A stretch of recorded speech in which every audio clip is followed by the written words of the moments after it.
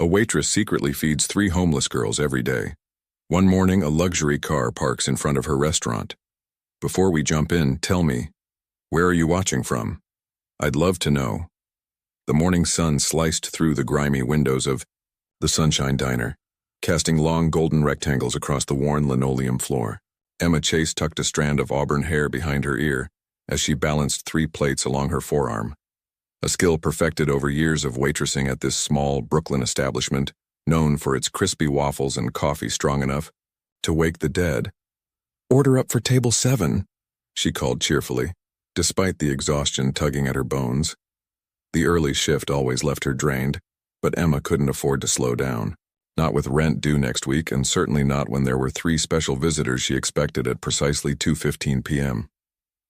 Frank, the diner's perpetually frowning manager, watched from behind the counter as Emma discreetly wrapped leftover pancakes and a few fresh sandwiches in napkins. His bushy eyebrows furrowed deeper than usual. "Emma," he said, voice low enough that only she could hear. "That's the 3rd time this week. Food costs money, you know. Money we don't have to spare." Emma met his gaze steadily. "It's just leftovers, Frank. Would go in the trash anyway."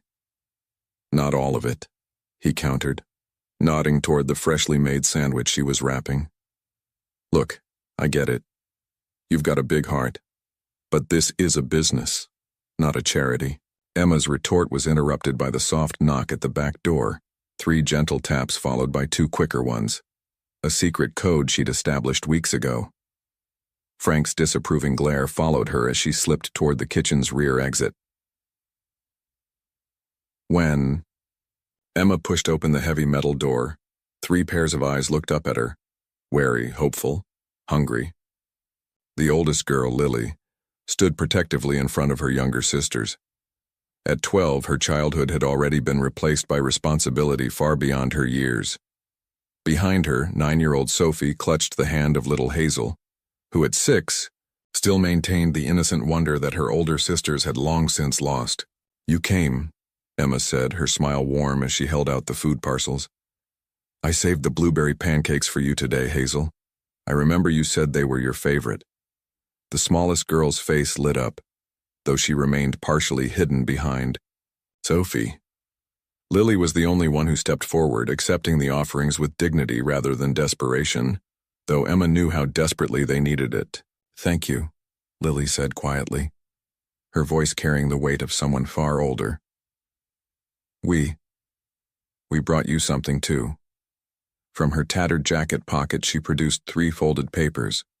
Emma accepted them, carefully unfolding each to reveal childish drawings, Hazel's chaotic scribbles of what might be sunshine, Sophie's careful attempt at drawing the diner, and Lily's surprisingly detailed sketch of Emma herself, smiling behind the counter. "These are beautiful," Emma whispered, genuine, emotion tightening her throat. "I'll hang them up right away." As the girls prepared to leave with their precious food parcels, Emma noticed Lily's shoes, worn through at the soles, held together with what looked like tape. "Wait," she called, making the girls freeze momentarily. "It might rain later. Take this." She handed over her own umbrella, a small kindness that seemed to embarrass rather than comfort Lily. "We don't need charity," the girl said stiffly, though her eyes betrayed her gratitude. "It's not charity between friends," Emma replied gently. "It's just looking out for each other." As she watched the 3 sisters disappear down the alley, Emma felt the familiar ache in her chest. Who were these children? Where did they live? Why weren't they in school? She had gathered small pieces of their story over the weeks, enough to know they were in trouble but not enough to help in any meaningful way. Behind her, Frank cleared his throat. Emma turned to find him standing in the doorway, arms crossed. "This has to stop, Emma," he said firmly. "I mean it this time. Either you stop giving away free food or I'll have to let you go. I can't afford both your kindness and your salary." Emma pressed the children's drawings to her chest, her jaw set with determination as she brushed past him back into the kitchen. "Then I guess you'll have to let me go," she murmured, "because those girls need this food more than I need this job." But, even as she said it, panic fluttered in her stomach. Without this job, how would she pay her rent? And more importantly, who would feed those 3 hungry girls with the sad, ancient eyes? Emma's heart raced as she spotted Frank approaching, with determination in his eyes. The ultimatum still echoed in her mind. Stop feeding the girls or lose her job. Emma, this is your final warning, Frank said, voice unusually firm. I can't run a business this way. Before she could respond, the back door creaked open. 3 small figures huddled there, soaked from the sudden downpour. Lily's eyes were wide with fear, her sisters shivering behind her. Get in quickly, Emma whispered, ushering them toward the storage pantry as Frank turned to serve a customer. Stay quiet. Inside the cramped space among flour sacks and canned goods, Emma helped the girls out of their wet clothes and wrapped them in clean aprons. I'm sorry, Lily whispered, her voice catching. We wouldn't have come but the shelter where we've been staying. It flooded, Sophie continued, her small voice hollow. Everything got wet. Emma knelt to their level. Where's your mother? Maybe I can help contact her. The sisters exchanged glances before Lily spoke. She died last week. The funeral was yesterday. Her words were matter-of-fact, but her eyes betrayed depths of grief no child should know. Oh, God, Emma breathed, understanding crashing over her. You've been alone since then? Hazel nodded, clutching a worn teddy bear. Lily takes care of us. She always has, even when Mommy was sick. Emma fought back tears as Lily explained in halting sentences. Their mother's long illness, how they'd been living in a makeshift shelter beneath a highway overpass after being evicted, how Lily had been skipping school to ensure her sisters were fed. I promised Mom I'd keep us together, Lily said fiercely. They'll separate us in foster care, I've heard the stories. A sharp knock on the pantry door made them all jump. Emma? Are you in there? Frank called. Emma squeezed Lily's hand reassuringly before slipping out, pulling the door nearly closed. Behind her. What are you doing? Frank demanded. Inventory, Emma lied. Listen, Frank, I need to talk to you about something important. Before she could continue, the front door chimed. Both turned to see a tall figure entering, water dripping from an expensive coat. The entire diner fell silent, as everyone recognized. The newcomer, Jackson Reynolds, had arrived. A hush fell over the Sunshine Diner as the tall man shook raindrops from his expensive coat. Even in his disheveled state, Jackson Reynolds commanded attention. His presence was so unexpected in this modest Brooklyn establishment that several customers stopped mid-bite. Frank hurried forward. Mr. Reynolds, what an honor to have you in our humble diner. Jackson barely acknowledged him, scanning the restaurant with bloodshot eyes shadowed by dark circles. His perfectly tailored suit couldn't hide the exhaustion that seemed to weigh on his broad shoulders. Just coffee. Black, he said, his voice hoarse as he slid into a corner booth. Emma watched curiously, while wiping down the counter. Everyone in New York knew Jackson Reynolds, the real estate mogul whose face graced business magazines and whose name adorned gleaming skyscrapers across Manhattan. What was he doing in their small diner, looking like he hadn't slept in days? I'll take this one, Emma told Frank, grabbing a coffee pot. As she approached Jackson's table, she noticed his attention fixed on something behind the counter. The drawings, the 3 colorful papers she'd pinned up just hours earlier. Your coffee, sir, Emma said, filling his cup. Jackson didn't look at her. Those drawings, he said, gesturing with a slight tremor in his hand. Where did you get them? They're from some children who visit occasionally, Emma replied carefully. Jackson's gaze finally met hers, his eyes a startling shade of blue even in their weariness. 3 girls? Ages approximately 12, 9, and 6? Emma's protective instincts flared. Why are you asking? Before he could answer, a small voice called from the pantry. Emma, can we come out now? Jackson went rigid, his face draining of color. Emma turned to see the pantry door crack open, Sophie's curious face peeking through. Wait there, Emma called, but it was too late. The 3 sisters emerged, Lily leading with cautious steps. The moment stretched like pulled taffy as Jackson and the girls stared at each other. Recognition flickered across Lily's face, followed immediately by fear. She stepped in front of her sisters, a human shield. "You're identical to the photos she sent," Jackson whispered, rising slowly from his seat. His voice cracked with emotion. "I would know you anywhere." Emma moved between them instinctively. "I don't know who you are to these girls, but you're scaring them." "I'm their father," Jackson said, never taking his eyes off the children. "And I've been searching for them for years." Lily's voice cut through the silence, sharp as broken glass. "If you're our father, where have you been all this time? Where were you when Mom died?" The pain that crossed Jackson's face was so raw that even Emma felt it.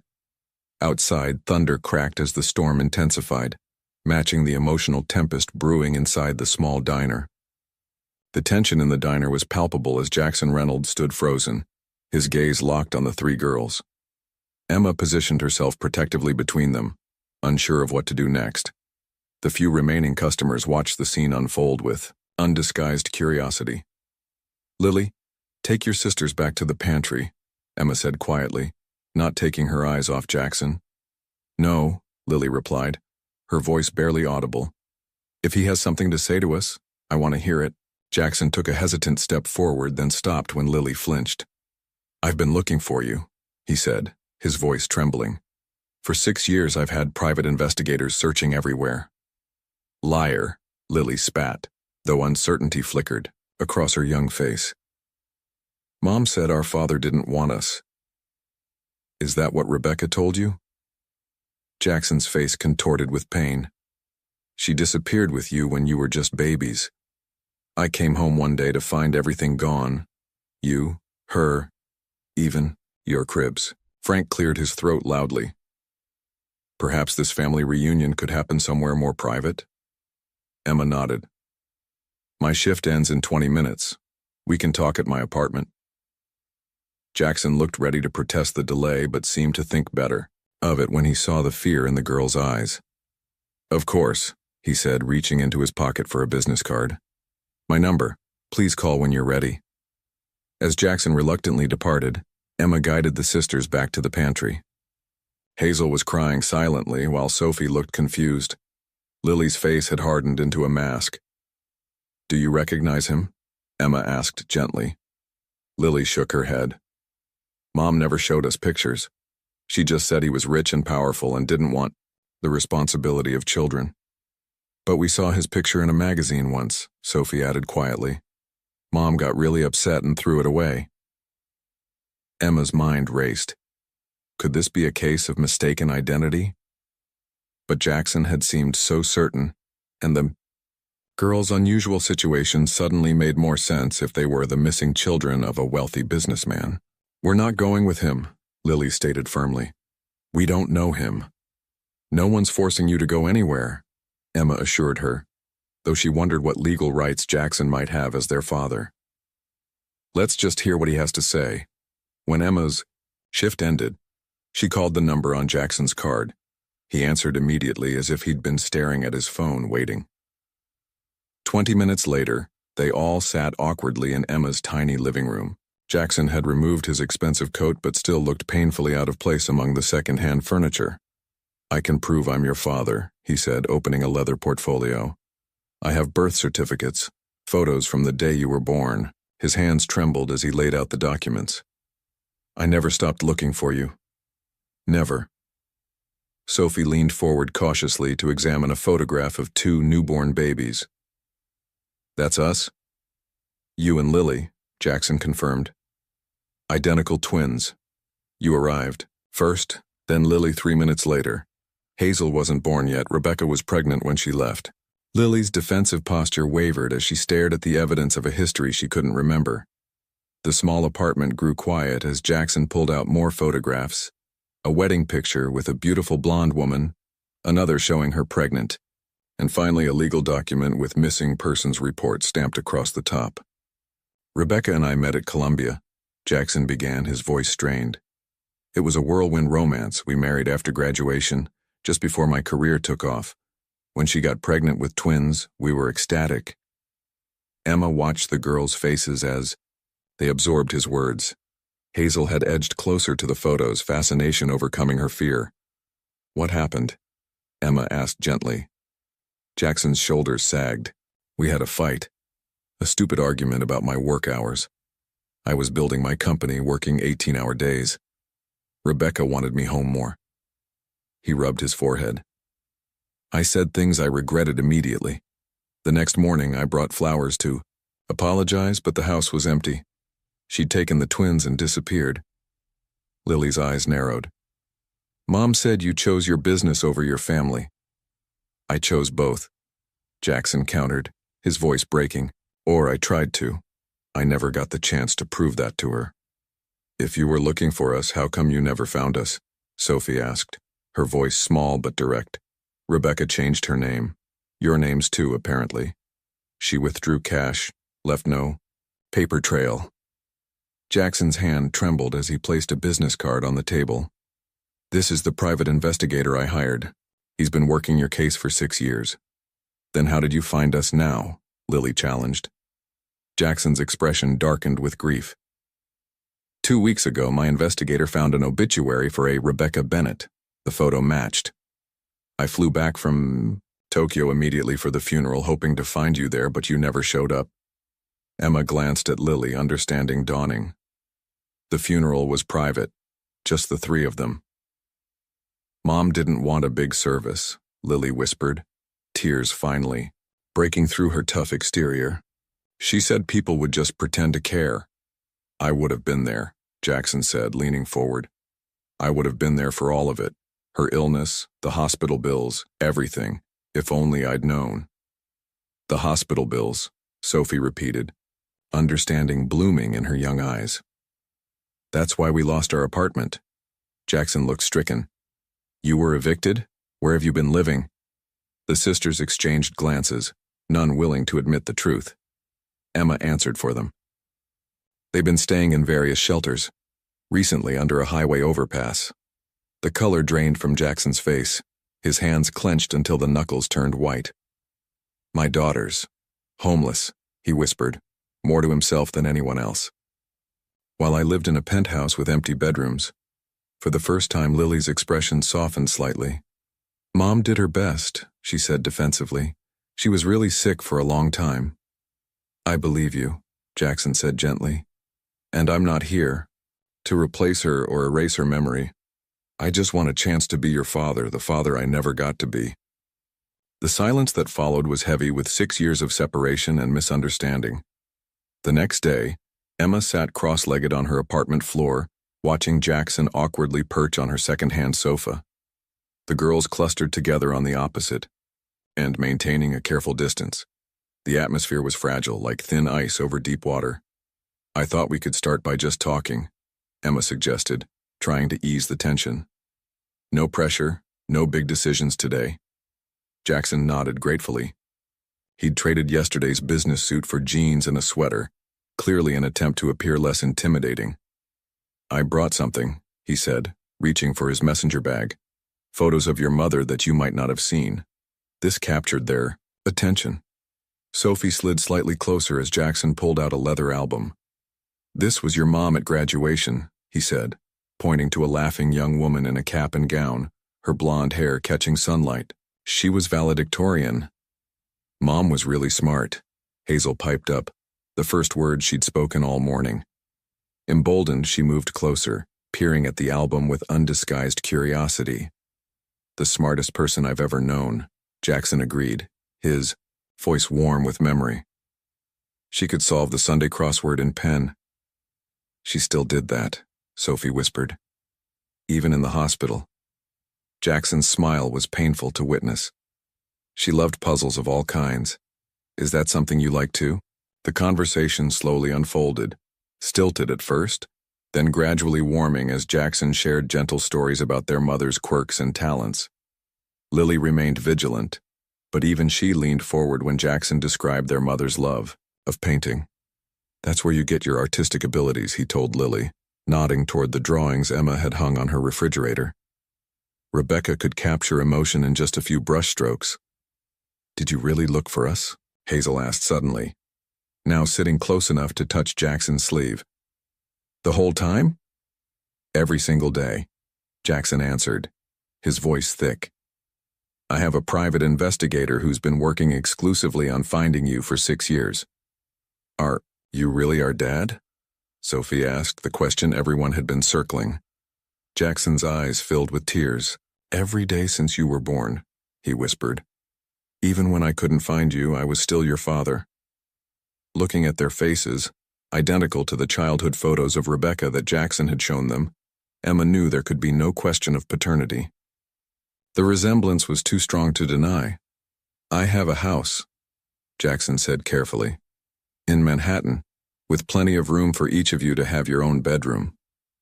Lily stiffened immediately. We're not going anywhere with a stranger. Lily. Emma began. No! The 12-year-old stood up. We don't know him. We only have each other, and we're staying with Emma. Jackson looked stricken, but nodded slowly. I understand your caution. Maybe we could start with visits?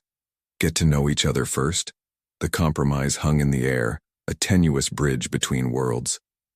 Emma stood by the window of her apartment, watching as Jackson's sleek Bentley pulled up to the curb below. It had been 3 days since their first meeting, and today the girls had agreed to visit his Manhattan home. Do we have to go? Lily asked, adjusting the collar of her newly purchased coat. Jackson had sent over clothes for all 3 sisters. Nothing flashy or expensive looking, Emma noted with approval. Just clean, well-made basics. No one's forcing you, Emma reminded her gently. But sometimes the things that scare us most are the things we need to face. Sophie was already by the door, excitement barely contained in her 9-year-old frame.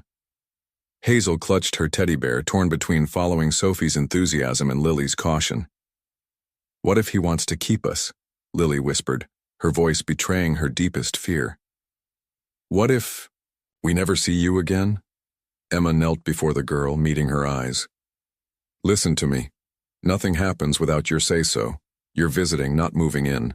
I'll be right there with you the whole time. Promise? Hazel asked, her small hand slipping. Into Emma's, I promise.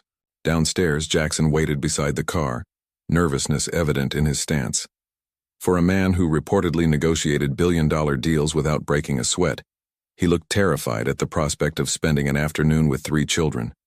The drive to Manhattan was quiet, the city transforming around them as they crossed the bridge. Gleaming skyscrapers replaced Brooklyn's brick facades, crowds thickened, and suddenly they were pulling into a private underground parking beneath one of the tallest buildings overlooking Central Park. You live here? Sophie breathed, pressing her face against the window. The top 2 floors, Jackson replied, his voice carefully neutral, as if conscious that his wealth might further alienate them. Emma felt Lily's hand tighten around hers as the elevator whisked them upward. When the doors opened directly into the penthouse foyer, all 3 girls froze, overwhelmed by the expanse of marble and glass before them. I know it's a lot, Jackson said quickly, but I thought you might like to see your rooms. If you decide to stay sometimes, you'd each have your own space. Hazel's eyes widened. We get different rooms? The question broke Emma's heart. How crowded must their life have been for separate bedrooms to seem like an unimaginable luxury? Jackson led them through the apartment, each room more impressive than the last. Sophie gasped at the library with floor-to-ceiling shelves. Mom would have loved this, she whispered to no one in particular. Then came the bedrooms. Jackson had prepared 3, each decorated differently but with thoughtful details. Hazel's had a canopy bed with fairy lights. Sophie's featured a telescope, pointed toward the park. And Lily's. My drawings, Lily said, her voice faltering as she stepped into the room. The walls were adorned with framed artwork, exact replicas of the sketches she'd given Emma, professionally enlarged and preserved. I had them scanned from Emma's photos, Jackson explained. I thought you might want to see your art treated with the respect it deserves. As Lily stood transfixed by her artwork, Emma noticed a door left slightly ajar at the end of the hallway. Curiosity drew her forward while Jackson continued showing the girls their rooms. Inside was clearly Jackson's home office, a sleek desk overlooking the Manhattan skyline, walls lined with awards and business achievements. But what caught Emma's eye was a table covered with folders, each labeled meticulously by date. She picked up the nearest one, her breath catching as she read, Bennett Sisters Investigation Report. Inside were photographs, grainy surveillance images of Rebecca in various locations over the years, medical records, school registration attempts. 6 years of searching compressed into paper trails. The most recent folder contained a newspaper obituary clipping, the lead that had finally brought Jackson to Brooklyn. "I see you found my war room." Emma startled at Jackson's voice behind her. "I'm sorry, I shouldn't have." "It's all right," he said, stepping into the office. "I wanted you to see this anyway. I need you to understand I never abandoned them." Before Emma could respond, Lily appeared in the doorway, her eyes immediately drawn to the investigation files. "What is all this?" she asked, her voice barely audible. Jackson hesitated before answering. "Every lead, every possible sighting of you and your mother for the past 6 years. My investigator would send weekly reports, even when there was nothing. To report." Lily approached the table cautiously, lifting a photograph of a playground. In the background, barely visible, were 3 small figures. "That was at our old school," she whispered, "before Mom got sick." She looked up at Jackson, confusion evident in her eyes. "You were that close to finding us?" "Dozens of times," Jackson admitted. "Your mother was very careful. By the time my investigator would reach a location, you'd be gone." Emma watched as Lily's carefully constructed wall of resentment began to crack. The evidence of Jackson's persistence was impossible to deny. "Lily! Lily!" Sophie's excited voice echoed from the hallway. "You have to see the view from my room. You can see the whole park." Jackson glanced at Lily, then Emma. "Would you like to join your sisters? The sunset over Central Park is quite remarkable." Lily gave a small nod, carefully returning the photograph to its folder before following Jackson. Out. Emma lingered, overwhelmed by the physical manifestation of a father's 6-year quest.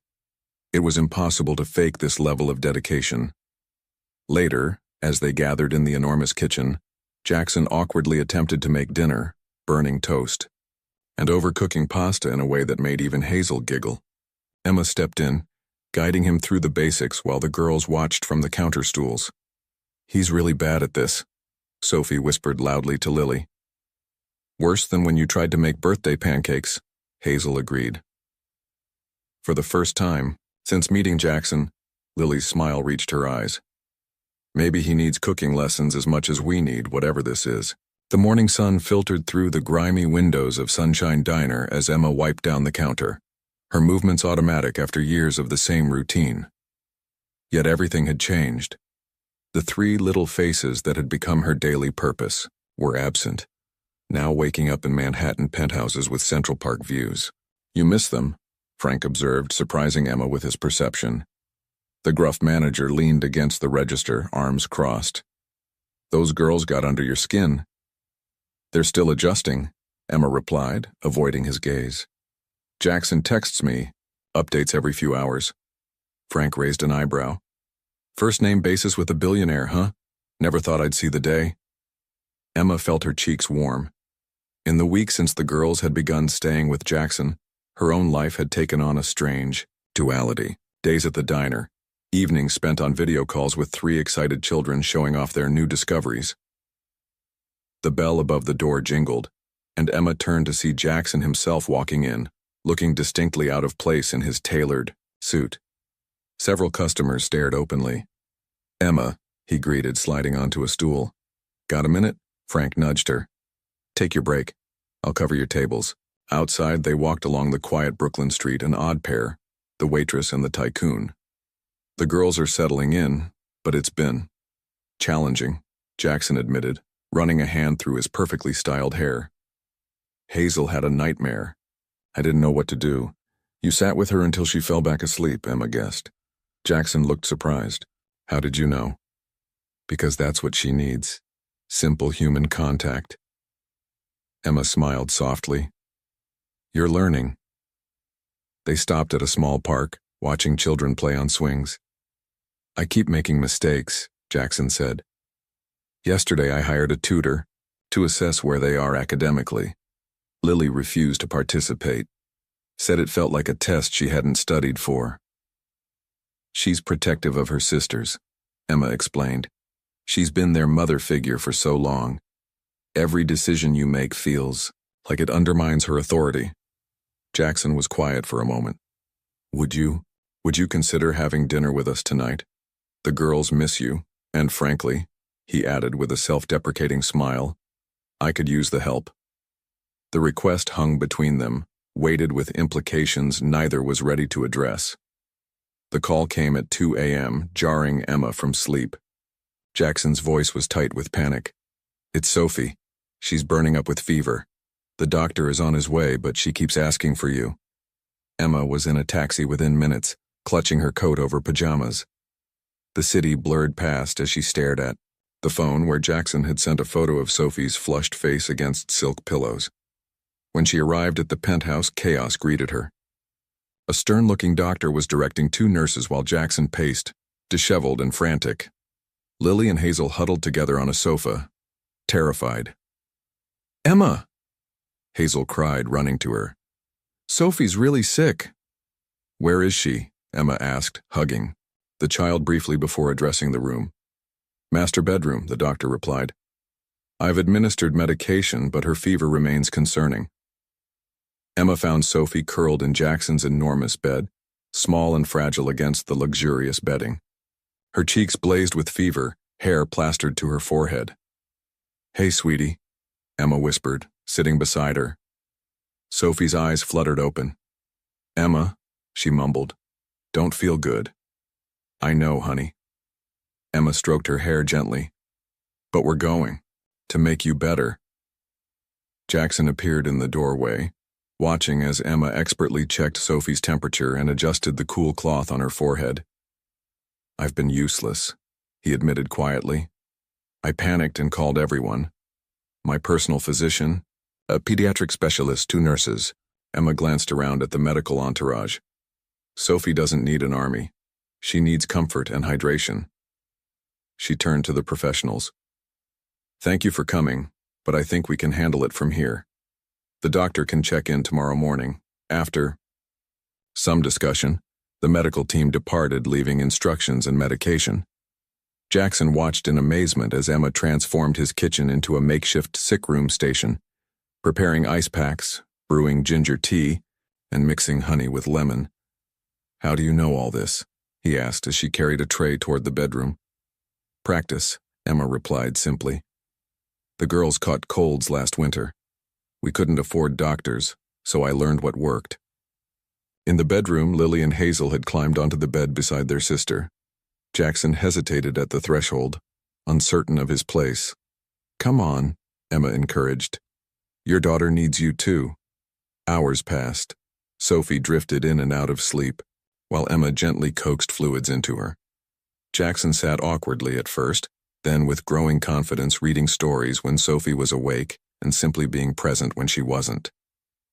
Near dawn, with Sophie's fever finally breaking, Lily unexpectedly spoke. Mom used to sing to us when we were sick, she said, watching her sister sleep. She wasn't very good, but it always made us feel better. Jackson's expression softened. What did she sing? Old Disney songs, mostly. She loved Beauty and the Beast. A fragile moment of connection bloomed in the quiet room. For the first time, Lily was offering a memory freely, a tentative bridge between their old life and whatever this new one might become. 3 weeks had passed since Sophie's fever, a turning point that had subtly shifted the dynamic between Jackson and his daughters. Emma noticed the changes each time she visited, how Hazel now ran to greet her father when he returned from work, how Sophie would curl up beside him during movie nights, and most significantly, how Lily had begun to soften around the edges. A crisp Saturday morning, Jackson invited Emma to join them for brunch at a small cafe near Central Park.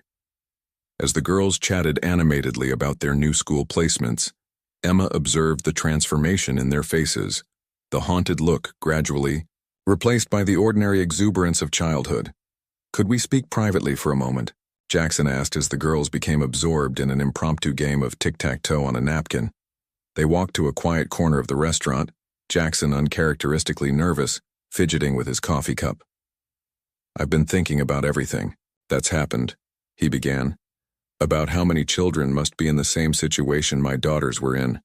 Homeless, hungry, invisible to people like me who have the means to help." Emma listened, curious where this was leading. "I want to create a foundation," Jackson continued, his voice gaining confidence, "for homeless children and families. Not just another charity that throws money at the problem, but something that addresses the real issues: housing stability, education continuity, medical care."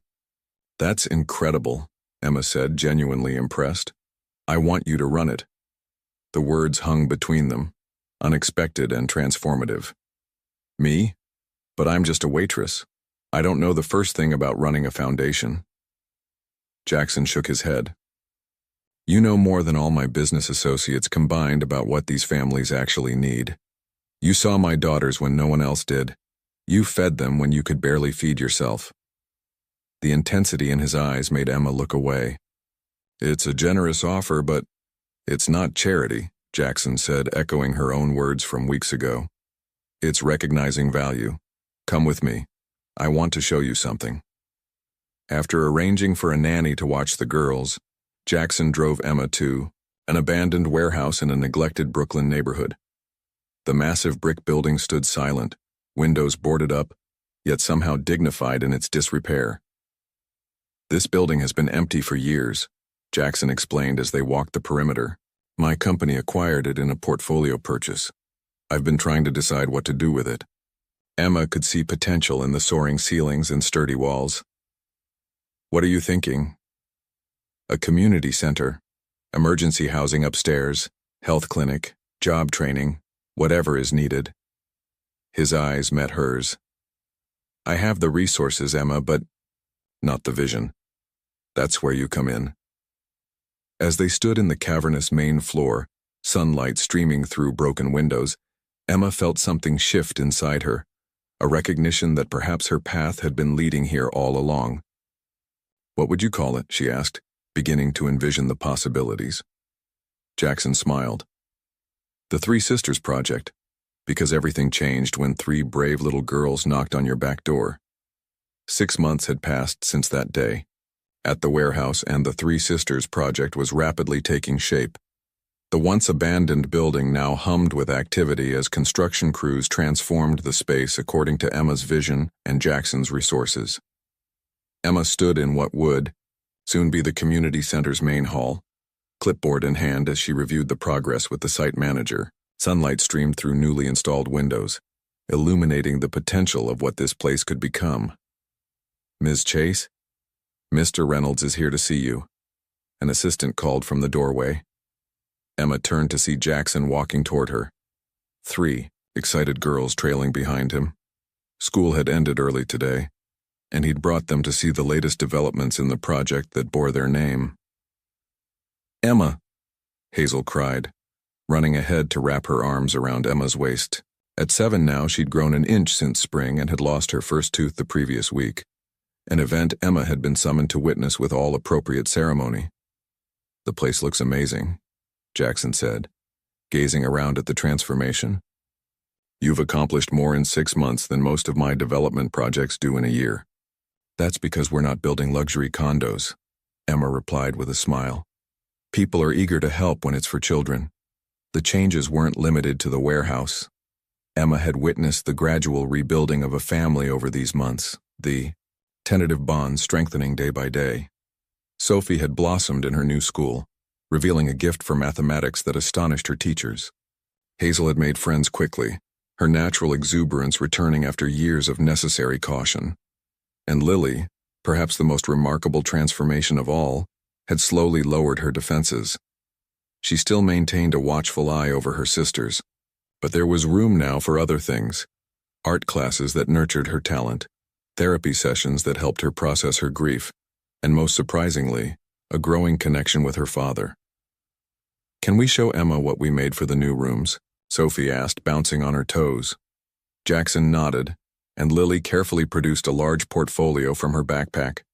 Inside were 3 painted canvases, one from each sister, designed to hang in the children's recreation area of the community center.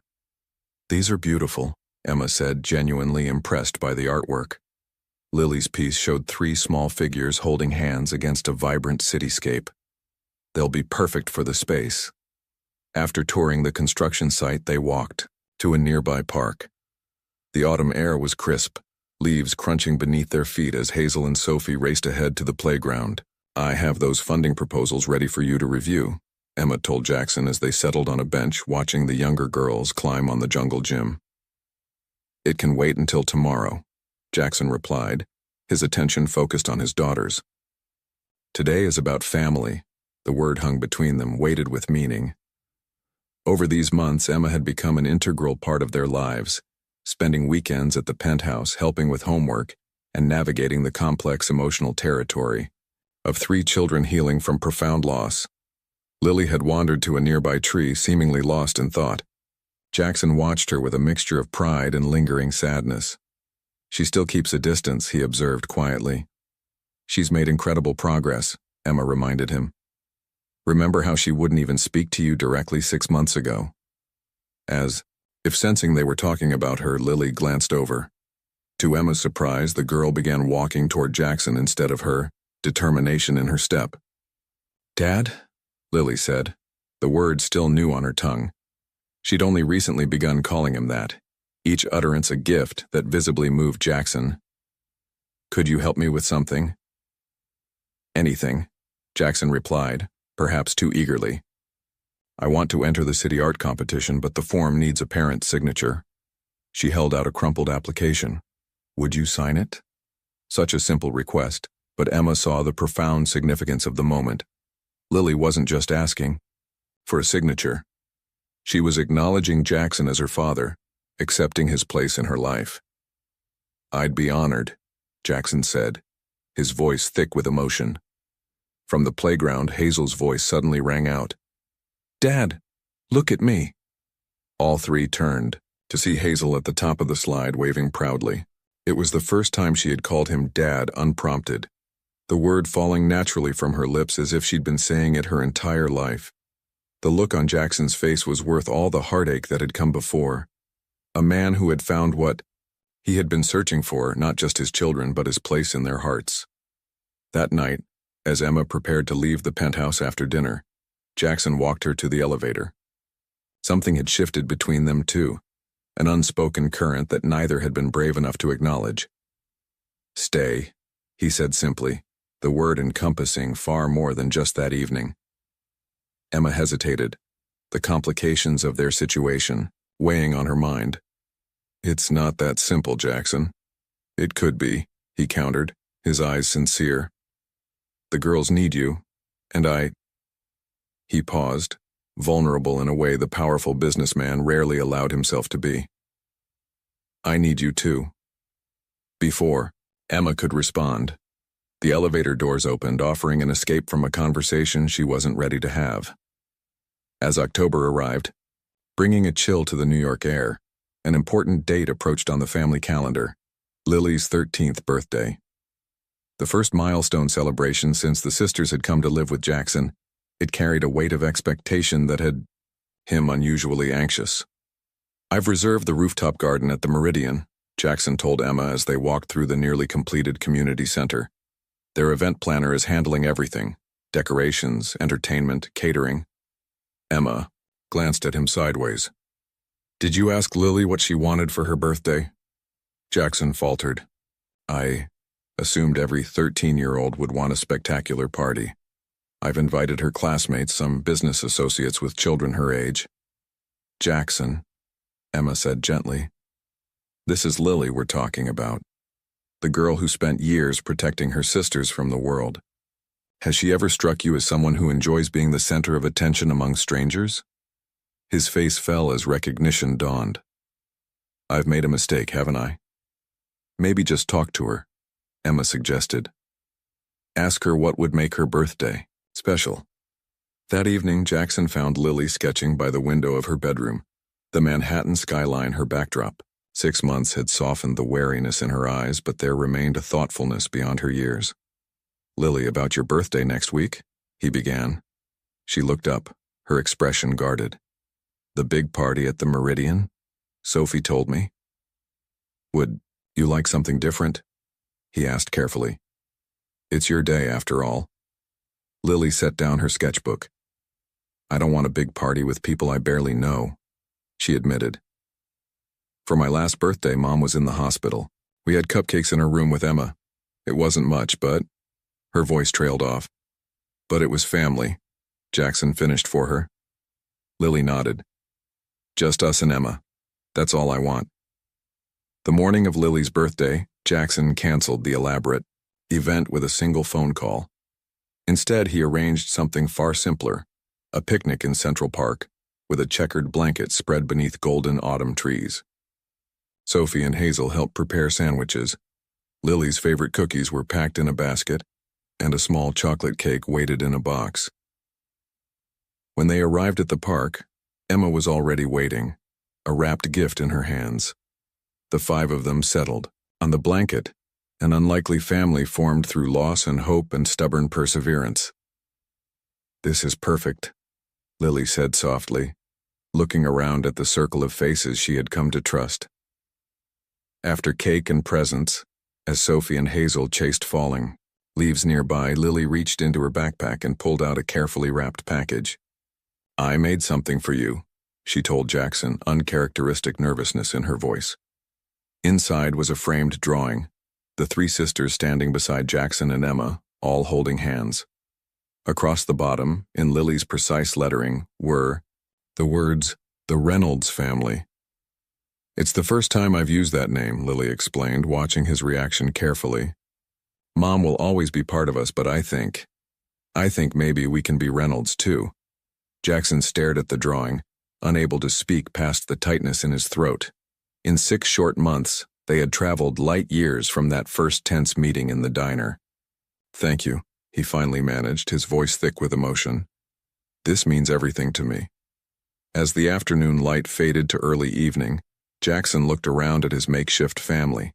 Emma helping Hazel collect colorful leaves, Sophie explaining a math concept she'd learned in school, and Lily, finally allowing herself to be simply a 13-year-old girl on her birthday. The journey wasn't over, but they had found their way to solid ground. The new year had brought a renewed sense of purpose as the Three Sisters project prepared for its official opening. Emma had transitioned from waitress to foundation director, a transformation that still sometimes left her dizzy with disbelief. The girls were thriving in their new schools, and Jackson had restructured his business to allow more family time. A snowy January morning, Emma arrived at the penthouse for their weekly planning breakfast to find Jackson staring grimly at his tablet. "What's wrong?" she asked, immediately sensing his tension. "This," he said, sliding the tablet toward her. The headline made her blood run cold. "Hidden Agenda. Waitress with foster system past orchestrates reunion of billionaire with long-lost daughters."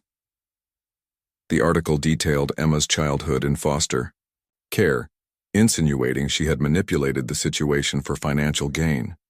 Anonymous sources claimed she had known about Jackson's search for his daughters long before their chance meeting at the diner. "It's all lies," Emma whispered, her hands shaking. "Of course it is," Jackson agreed, his voice tight with anger. "My legal team is already working to have it retracted." Before they could discuss further, Lily burst into the room, eyes wild with panic. "Is it true?" she demanded, thrusting her phone at Emma. "Did you know about us all along? Was everything just a setup to get close to Dad's money?" "Lily, no," Emma began, but the girl was already backing away. "I trusted you," Lily whispered, her voice breaking. "We all did." Before either adult could stop her, Lily grabbed her coat and fled the apartment. The elevator doors closed on her tear-streaked face as Jackson lunged forward too late. "I'll find her," he promised Emma, already dialing security. She couldn't have gone far. But as hours passed with no sign of Lily, panic set in. Sophie and Hazel huddled together on the sofa while Emma and Jackson coordinated with police, private security, and Jackson's investigator. She's been gone 8 hours, Emma said, staring out at the darkening city. Snow was falling heavily now, temperatures dropping dangerously low. Where would she go? A sudden realization struck her. The overpass? Their old shelter? Within minutes, they were in Jackson's car fighting through snowbound traffic toward Brooklyn. The spot beneath the BQE where the sisters had once sought refuge was now nearly unrecognizable, just another shadowy corner in a city of millions. "Lily," Emma called, her voice swallowed by the wind. "Lily, please." Jackson followed, his expensive shoes sinking into dirty slush. "We're not angry," he added. "We just want you safe." A small movement caught Emma's eye, a flash of color in the shadows. There, huddled against a concrete pillar, was Lily, her coat pulled tight around her thin frame, eyes red from crying. "Go away," she said when they approached. "I don't want to talk to either of you." Emma crouched beside her, ignoring the biting cold. "Then don't talk. Just listen. Everything in that article about me is a lie. I never knew about you or your father until that day in the diner." "Why should I believe you?" Lily challenged, though her defiance was weakened by the tremor in her voice. Emma took a deep breath. "Because I never knew my biological father either." She glanced at Jackson before continuing. "I grew up in the system, bounced between foster homes until I aged out at 18. The one thing I always wanted was to belong somewhere. With someone. Jackson." Knelt in the snow beside them, heedless of his ruined suit. "The article was a hit piece from a rival developer who's angry about the foundation," he explained gently. "He's using you girls to try to hurt my business." Lily's hard expression began to crumble. "I was so scared," she admitted, "that this was all too good to be true, that we'd lose everything again." "You will never lose me," Jackson promised, his voice fierce with conviction. "You're my daughter. Nothing can change that." Emma reached for Lily's cold hand. "And you three gave me something I never had either, a family. I would never jeopardize that." As snowflakes swirled around them, an unlikely family huddled together beneath the same bridge that had once been the sisters' only shelter, finding, in that cold and forgotten place, the warmth of truth and reconciliation. A light snow dusted the grounds outside the newly renovated Three Sisters Project building as the crowd gathered for the grand opening ceremony. What had once been an abandoned warehouse was now a beacon of hope, its brick facade restored, windows gleaming, and a colorful mural of 3 girls holding hands spanning one entire wall. In the front row, Lily, Sophie, and Hazel sat together, dressed in matching blue dresses chosen for the occasion. 1 year had passed since that fateful meeting at Sunshine Diner, a year of healing, growth, and the careful construction of a family once thought irreparably broken. As Jackson stepped up to the podium, Emma watched from the side, pride swelling in her chest. The man who had once been defined solely by his wealth and business acumen now stood before the community as something far more important: a father, a philanthropist, a man transformed by love.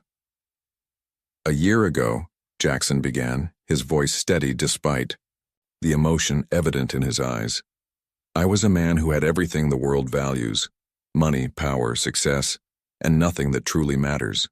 I had spent 6 years searching for my daughters, never knowing if I would find them." He paused, his gaze finding his 3 girls in the audience. "What I never expected was that they would find me. Not just physically, but they would find the father I was meant to be.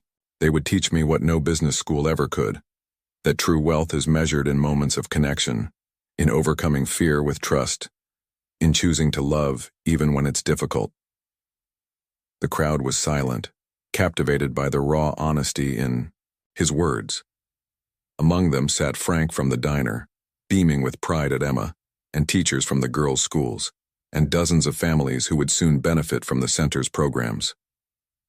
"This project," Jackson continued, gesturing to the building behind him, "is named for 3 extraordinary young women who survived unimaginable challenges with courage and grace.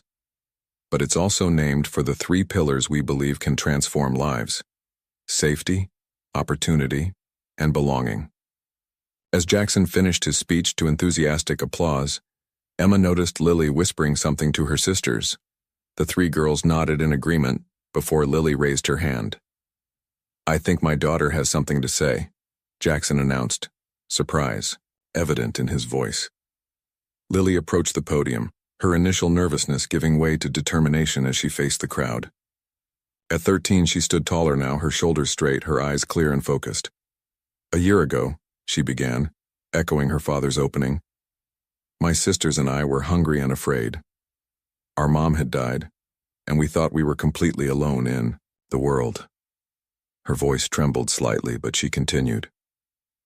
"What saved us wasn't just food or shelter. It was a waitress who saw us when we were invisible to everyone else. It was a father who never stopped looking for us even when everyone told him to give up." She looked directly at Emma, then at Jackson. "I used to think family was just who you're born to. Now I know it's the people who choose you, again and again, even when it's hard. It's the ones who stay when it would be easier to walk away." As Lily finished speaking, there wasn't a dry eye in the audience.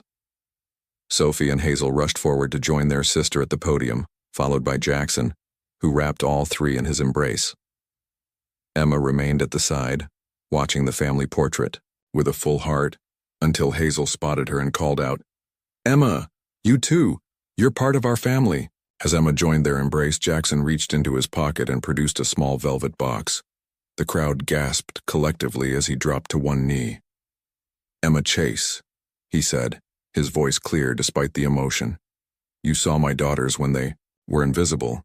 You loved them when they had nothing to offer but themselves, and you taught me how to be the father they deserved. Will you complete our family and marry me?" Before Emma could answer, Hazel tugged at her sleeve and whispered loudly enough for the microphone to catch, "Say yes. We need a mom." Laughter rippled through the crowd as Emma knelt to be at eye level with the girls. "Is that what you all want?" she asked them, her voice gentle. Three heads nodded emphatically. "Then yes," Emma said, rising to meet Jackson's gaze. "Yes to all of you." As snowflakes danced around the newly engaged couple and the three sisters who had brought them together, the story that began with hunger and separation closed its circle with fullness and belonging. A family forged not by obligation, but by choice, by love that persisted even in the darkest of times.